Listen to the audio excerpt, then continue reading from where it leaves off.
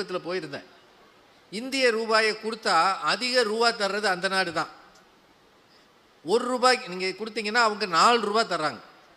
இப்போ நம்ம ₹80 கொடுத்தா தான் $1 கிடைக்கும், அமெரிக்க டாலர்.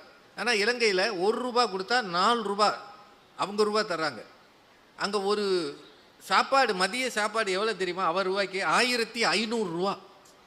அரண்டு போனேன் நான். சாதா கடையில், ஸ்டார் ஹோட்டல் கிடையாது, ₹1500. வேல்யூ ஆஃப் மணின்றது கீழே இறங்கி போனால் மக்கள் வாழ்க்கை எவ்வளவு சிரமமாகுது தெரியுமா? நாமெல்லாம் புண்ணியம் பண்ணவங்க, நம்ம காசை வச்சு நல்ல கெதியாக இருக்கிறோம். காசு இல்லாமல் கீழே இறங்கி போன நாட்டுக்கு போனால் தான் பணத்தின் அருமை தெரியும். அதைத்தான் இவர்கள் 2 பேரும் மாஞ்சி மாஞ்சி பேசியிருக்கிறாங்க.